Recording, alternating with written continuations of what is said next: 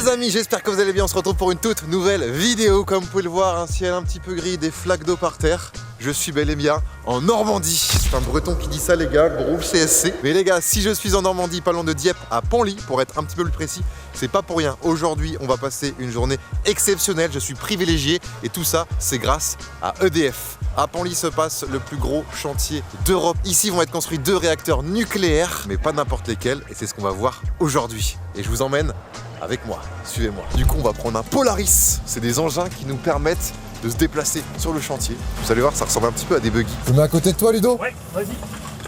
Ah oui, oh merde. C'est ouverture comme ça ici. Ouais, c'est ça. Faut un permis pour ça, non? Non, il n'y a pas de permis. Il y a une sensibilisation à réaliser par le pôle santé sécurité et par le pôle logistique. Ok. Bon, c'est tout simple, hein, c'est une manette classique. Hein. Ouais. Je mets tout devant oui. et là, on va démarrer. Et c'est parti. Ok.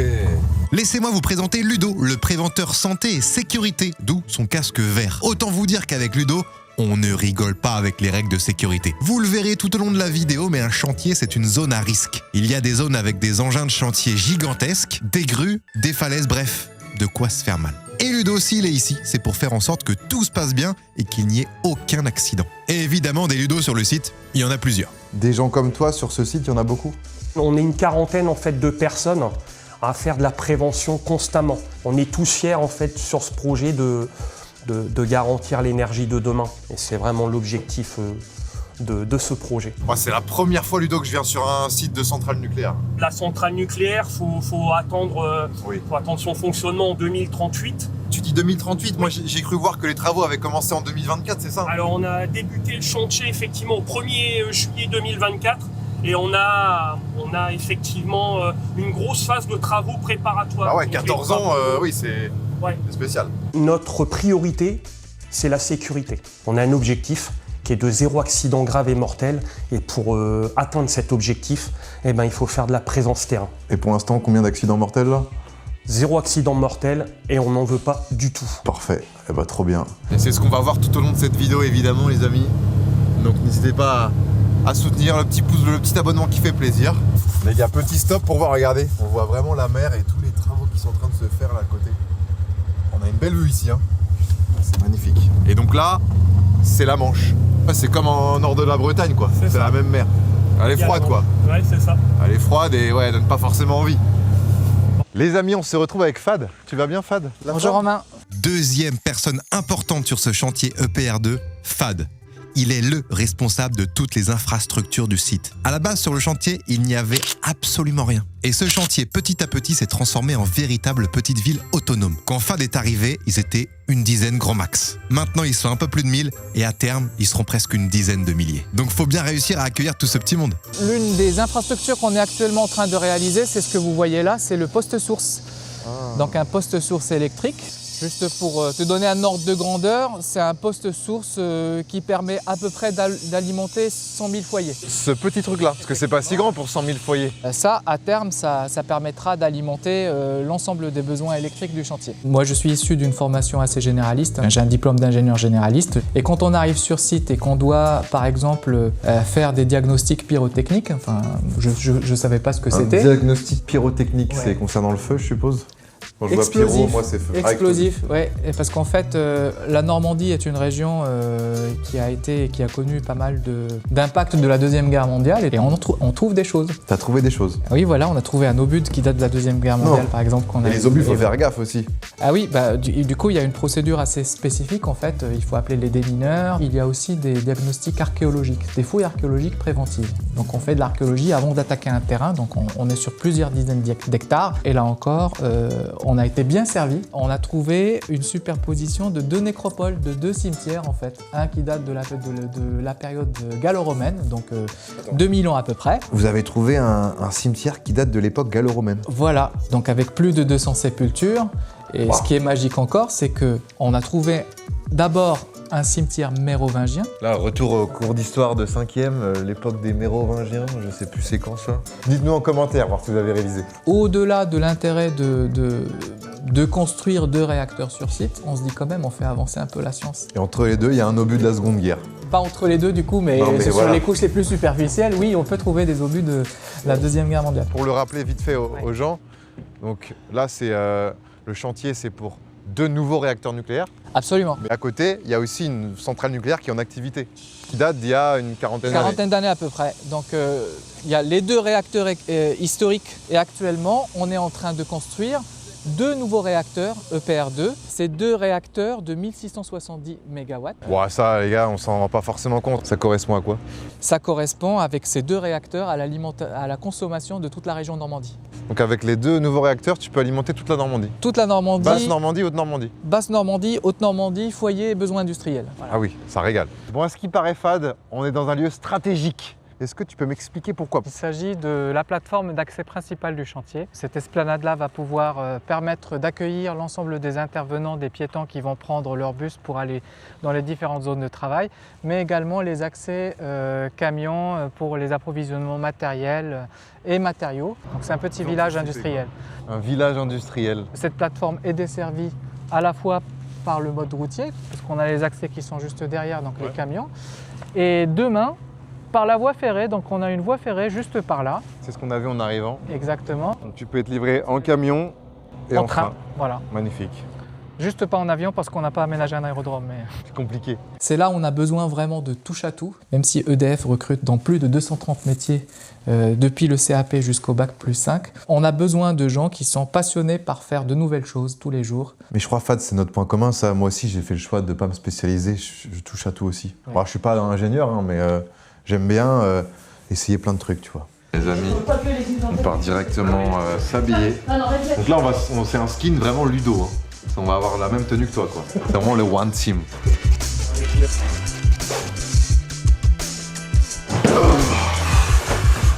Les gars, je suis prêt. C'est parti. On peut aller directement sur le site. Allez, suivez-moi. Venez. Bon, venez les gars. Oh. Bon, Baisse la tête, Mathis.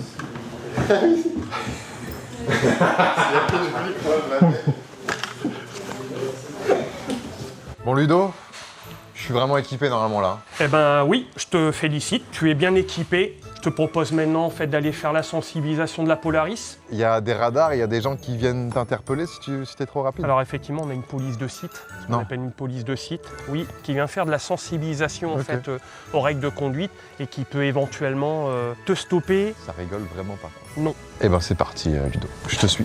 Quand il parle Ludo les gars, j'ai envie d'écouter. Vous voyez ce que je veux dire? J'ai à moitié l'impression qu'il t'engueule aussi. Tu sais, il est là, il est comme ça, il articule bien, puis il met un ton en mode tu vas m'écouter quoi. Je te propose de le mettre en route. On est Il y a sur un combien levier de de cylindres là? Oh alors là, je suis pas mécanicien. Là, tu me poses une colle. Vous venez les gars? Les filles? Mais pas peur. N'ayez pas peur.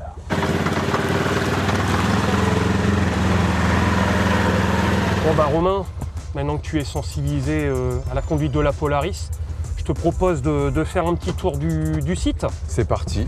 Donc je te rappelle bien les règles, hein, 30 km/h. Après, je crois que tu as une marge 33, 34. Non, non, non, on reste bien à 30.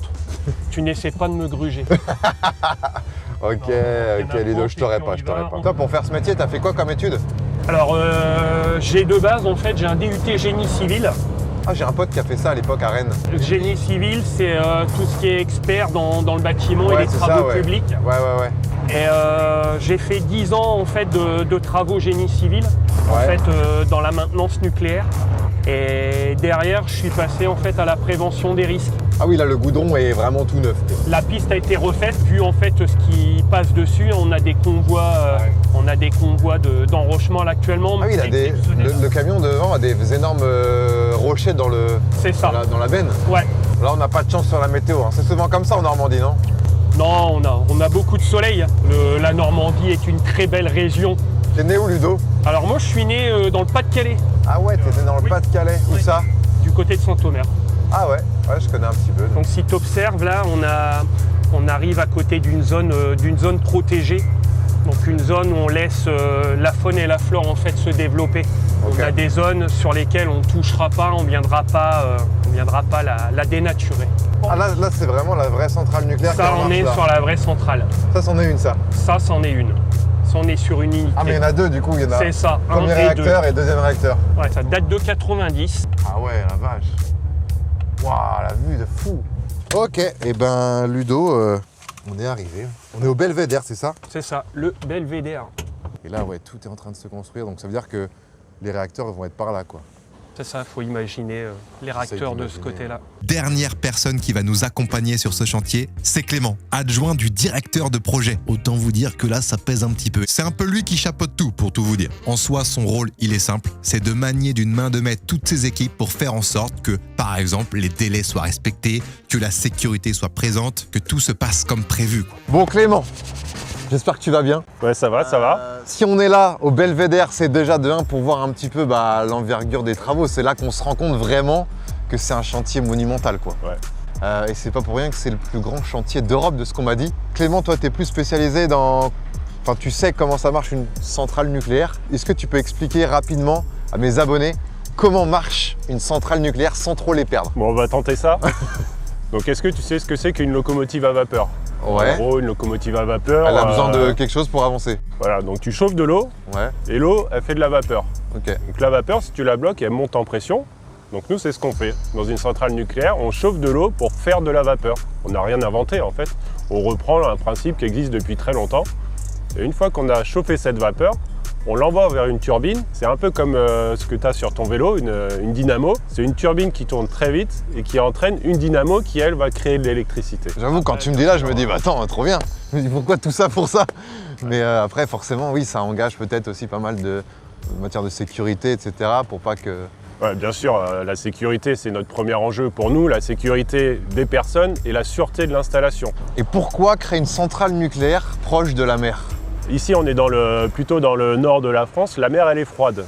Même en été, elle est froide. Même en été, elle est froide. Après, ça dépend du thermomètre de chacun. Oui. Mais en gros, ce qu'il faut avoir en tête, c'est qu'une centrale, elle a besoin d'être refroidie. Donc pour se refroidir, il y a plusieurs options. Soit tu prends l'eau en mer et tu te refroidis avec l'eau de mer, c'est une source qui est quasi inépuisable. Soit après, tu as les tours aéro-réfrigérantes, où là, c'est les grosses tours que tu peux voir sur les centrales. Donc nous, on a fait le choix d'être ici en bord de mer parce que les conditions s'y prêtent bien et c'est important pour nous d'avoir une source comme ça sur laquelle on peut compter indéfiniment quasiment. Là, on voit plein d'engins. J'avoue que moi, là, je me dis, qu'est-ce qui se passe? Et là, vous êtes en train de terraformer, c'est ça, hein? Terrasser. Terrasser. Ouais, terraformer, c'est un peu... c'est on différent. comprend bien aussi. Mais dans les jeux vidéo, c'est vrai que des fois, quand tu crées ton monde, tu peux, je sais pas, réduire la falaise pour créer une pente, pour faire machin truc. C'est un peu le même délire. C'est ça. C'est-à-dire que vous avez des falaises ici, vous avez la mer. L'objectif, c'est d'enlever un peu les cailloux de la falaise. Enfin, Ouais. je sais pas comment vous dites, vous, mais...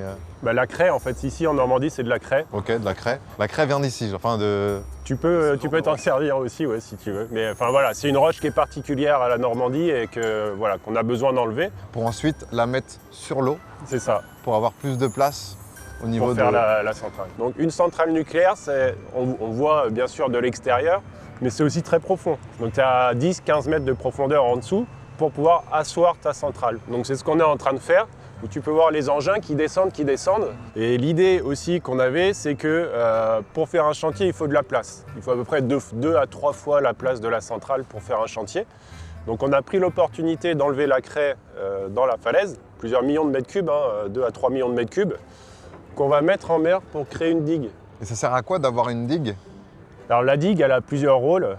Elle a un rôle aujourd'hui puisqu'elle vient délimiter l'extension en mer, mais elle joue aussi un rôle dans la sûreté de l'installation. Mais ça, on le verra d'un peu plus près tout à l'heure. La digue, tu auras une belle vue dessus. Hein. Ah, parce que tout à l'heure, cet après-midi, on pourra aller directement là-bas. Ouais, on pourra aller Au cœur des au niveau travaux, de la digue. Ouais. Mais tu verras quand tu seras à côté des pelles. Ici, elles ont l'air petites, mais quand on est à côté, elles ont l'air c'est comme énormes. une autre histoire. Ouais.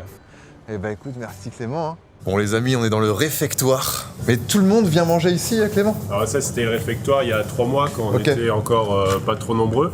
Et Maintenant, là, c'est tu plus vas voir, compliqué, on a un grand réfectoire Ok. parce qu'on augmente très vite la Ah ouais, population. on l'a vu tous les ans, ils prennent 1000, 2000 personnes, donc forcément pour manger, il faut puis ça trouver une mange, solution sur à un chaque chantier, fois. Et puis ça mange, ouais. Ouais, ça c'est un peu le QG en fait, ce lieu là. C'est ça. Notre restaurant, horaire d'ouverture 11h45, 14h.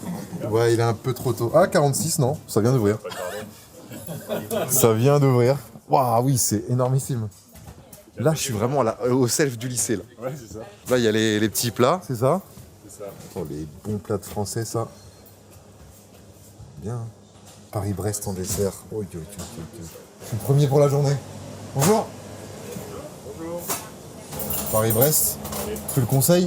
Ouais, ça va. Ouais, il est pas mal. Pas tous les jours. Pas tous les jours. Est-ce que si on prend 2 desserts, on se fait engueuler? Non, c'est... Non. Faut avoir bien travaillé. Si on se fait pas engueuler, je vais prendre du fromage. Non, vous avez le droit. Oui, bah, Je vais vous prendre de la purée avec ces... fish and chips. Ouais, bah, je vais prendre purée avec ça. Bon Super. appétit à vous. Merci beaucoup. L'assiette de bon gourmand là. On va se casser le bide. Vous voulez goûter une frite, voir? Vas-y.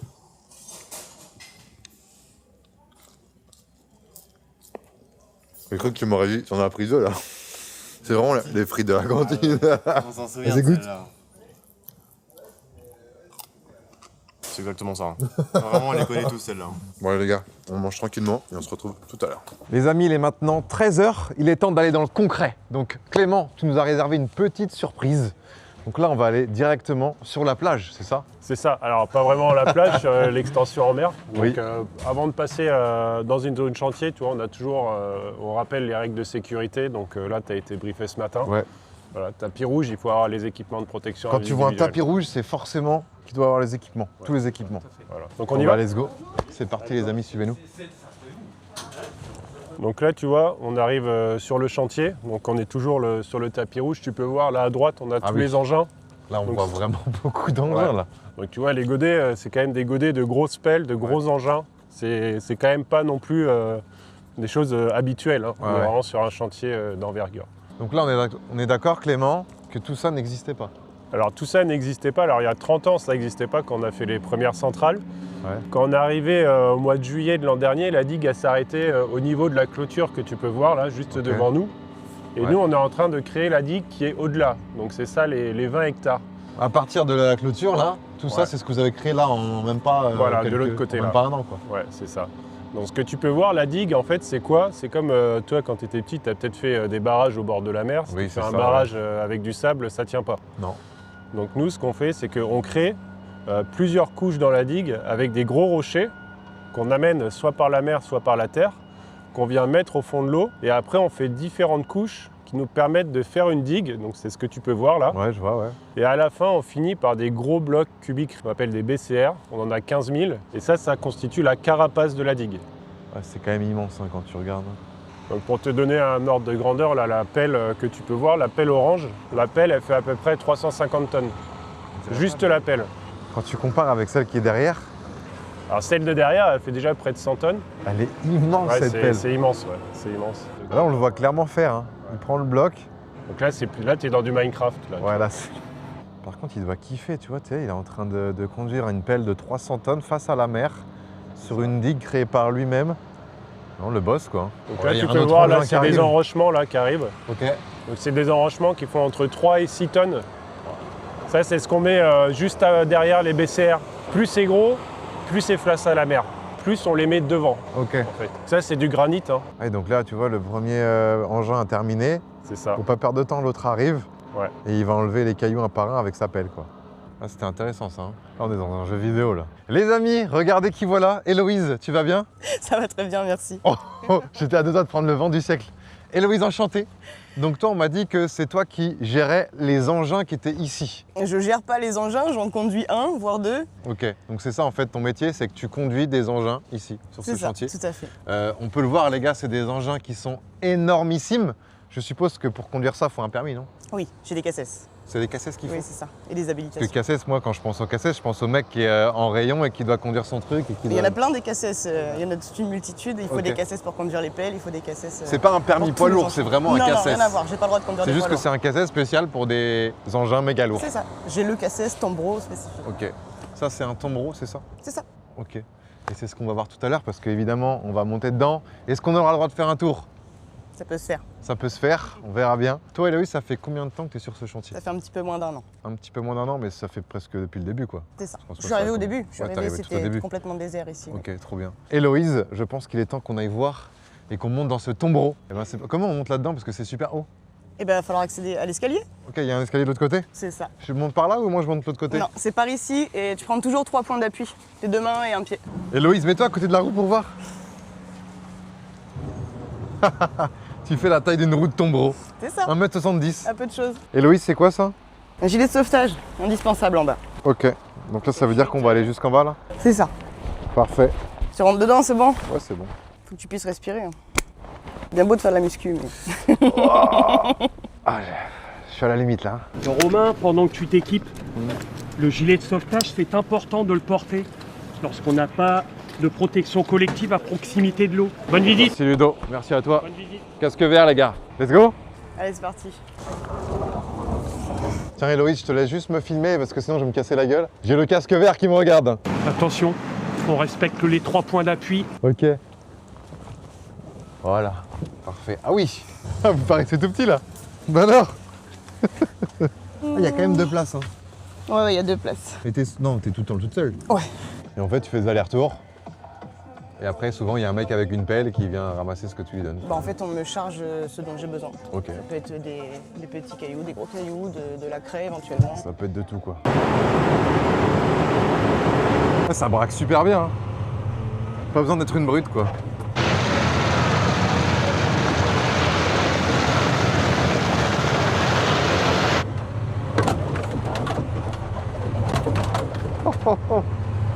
Ça secoue. Ah ouais, ça c'est rien. Là les amis, à partir d'ici, c'est un terrain où avant c'était la mer. Donc il y a 1 an. Donc là c'est tout ce que vous avez fait là en 1 an de travail. C'est ça. Bah, là on a ramené les nouveaux blocs BCR. Ouais. Et la Hitachi, là la grosse pelle. Ah ouais, du coup les blocs on les voit, ils sont là. Voilà, c'est elle qui les positionne. Waouh. Ils sont énormes. Elles sont plus grandes que moi pour la plupart. Waouh, moi Héloïse, j'ai pas le truc pour amortir. Je peux te dire que j'ai la gerbe. C'est top cure. Oh la vache. Le repas de ce midi là, le fish and chips. Ouah. Ouah. Oh là on va voir la pelle qu'on a vue tout à l'heure, la pelle énorme. C'est vrai qu'elle est énormissime. Oh, c'est là que je me rends compte. Elle est énorme.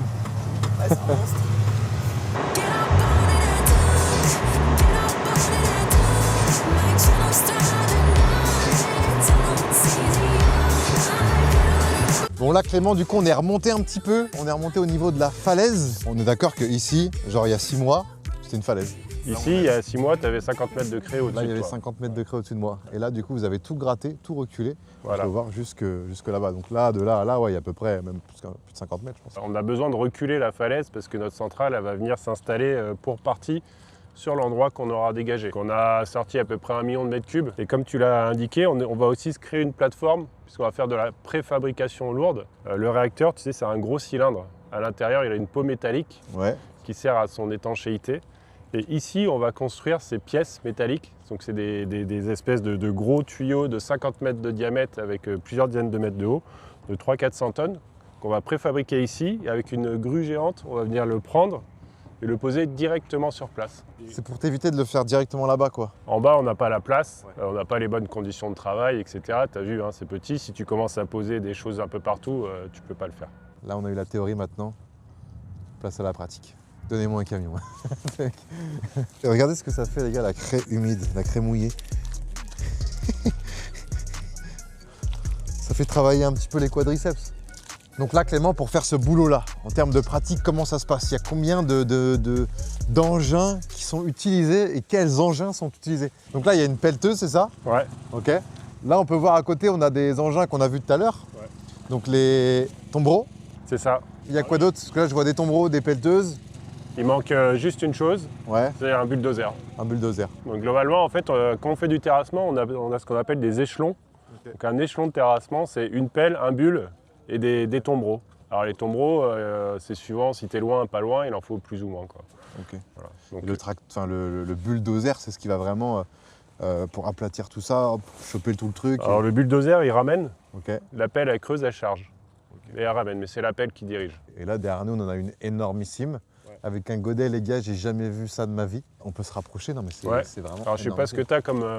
si tu as une voiture. Ouais, j'ai une voiture, ouais. Donc ça, tu peux mettre à peu près 15 tonnes là-dedans. 15 tonnes dans ce Voilà, godet-là? donc une dizaine de voitures à chaque coup. Ah ouais. Donc ce qu'on te disait tout à l'heure, un tombereau, c'est 2 godets quoi. 2 godets bien remplis, tu mets dans le tombereau. Ouais, en vrai, t'es quand même. C'est pour bosser, c'est le top quoi. C'est ça. Donc une pelle comme ça, tu peux quand même envoyer pas mal en une journée. Ça fait à peu près 100-120 tonnes. Ouais. Une pelle comme ça, il y en a 4-5 sur le site de cette taille-là. Là, venez voir les gars, le godet. On peut voir à l'intérieur. Bon, tu te perds pas dedans. Après, on rentre dans un bâtiment. Ah. Ouais, c'est vraiment énormissime. Et là-dedans, tu peux mettre 15 tonnes. Tu peux mettre 7 mètres cubes et demi, donc ouais, à peu près 15 tonnes. Ouais. Ouais, je pense qu'on va aller voir la dernière pièce qui manquait, le bulle. On peut le voir là? Ah, allez, on va le voir. Eh ben, c'est parti, allons voir le plus gros bulldozer du monde ou d'Europe? Bon, on va dire d'Europe déjà, ça sera pas mal. Allez, let's go les gars. Les amis, juste derrière moi, on a le plus gros bulldozer d'Europe. Regardez-moi ça. Clément, ça fait combien de tonnes ça? À peu près 100 tonnes, ouais. Ok, à peu près 100 tonnes. Je me rends pas compte, mais je suppose que c'est énorme. 100 tonnes, toujours pareil, hein. Une voiture un peu plus d'une tonne, quoi. Ouais, donc sans bagnole. Dans un truc comme ça, dans un bulldozer. Un bulldozer, c'est quoi le principe? Alors le bulldozer, lui, il vient pousser, ramener la terre. Alors celui-là, on va l'utiliser pour des choses un peu différentes. On va passer derrière, tu verras, il a une grande dent qui va venir fissurer la craie pour en faire des gros blocs que derrière on pourra réutiliser. Ok. Voilà. Donc c'est plutôt ça, la fonction de celui-là, ça va plutôt être ça, quoi.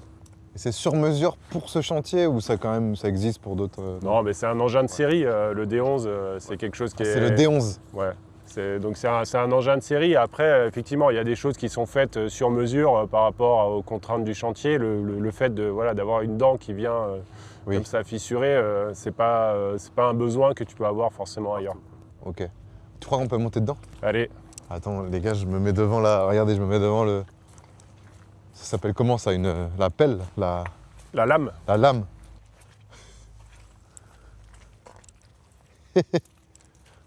Waouh. Ouais, ça fait 2 mètres, un peu plus de 2 mètres quoi. Tu veux voir la dent? Ouais, on va voir la dent. Je suis chaud. Ah oui, ok. Donc là, tu vois, en fait, tu as une dent, elle fait près de 2 mètres. Hein, et on la descend. Et lui, il va venir tirer, justement, pour éclater la craie et en faire des blocs. Pour ensuite, après, les pousser pour les rassembler. Exactement. C'est bon, j'ai mes 3 points d'appui? Oui, tu as tes 3 points d'appui. Waouh. Ok les gars, on se retrouve avec le téléphone pour vous filmer ça vraiment de plus près. Donc voilà la vue que j'ai. Hop, dans haut le bulldozer. Super haut. Et là on a la petite cabine du coup. Alors cherche pas le volant, c'est pas la peine. Hein. C'est pas un volant, c'est que à la manette? C'est ça, c'est joystick. Joystick pédale. C'est la première fois de ma vie mais je vais rentrer dans un bulldozer quoi. Wow. Est-ce que tu vois bien? Donc non, je vois strictement rien. C'est ça. C'est pour ça qu'il y a un écran là? Non. Non? Non. Bah comment on fait pour revoir? Bah le chauffeur il se base... Ah ouais? Parce que là devant, regardez les gars, on voit strictement rien. Et derrière pareil. Donc, ok, et l'écran là c'est quoi? C'est juste pour voir des informations ouais, c'est ça, ouais. Théoriques quoi. Je sais pas s'il faut batterie. 1000 chevaux à peu près? Ouais, c'est 1000 chevaux, ouais. 1000 chevaux? Oui. Dédicace à la boiserie, les gars qui verraient cette vidéo, ils seraient fous. Ils seraient fous, 1000 chevaux. Donc ça c'est pour avancer. Ok. Point mort, reculer. Ok. Monte les vitesses, descend les vitesses. Et là on tourne les chenilles à gauche, à droite. Ah ouais. Et après là-bas, ton joystick là-bas, voilà. Ah, tu peux tout gérer quoi. Voilà. C'est pire qu'un gamer quoi. Ouais, c'est pire qu'un joueur Pro League of Legends. Et là... t'as une caméra 360 vue du dessus? Ouais. Et donc là, tu lèves la lame devant, tu baisses et tu orientes de chaque côté pour le... Et tout ça, c'est la formule, c'est la partie du Reaper à l'arrière, où tu lèves ta grosse dent de déroutage. Waouh. Ah oui, c'est précis. Hein. Et ben les amis, voilà. Moi, je pourrais le dire, je suis monté dans un des plus gros bulldozers d'Europe. Je pense qu'il y a pas mal de gens qui regardent cette vidéo qui rêveraient d'être à ma place. Gros dédicace à vous les gars, je le fais pour vous. Je le fais pour vous. Et la petite radio évidemment, pour pas s'ennuyer. La petite climatisation, le chauffage. Vraiment, c'est un full option, hein. Trop bien. Et ben merci des petites explications. Le petit klaxon, attention.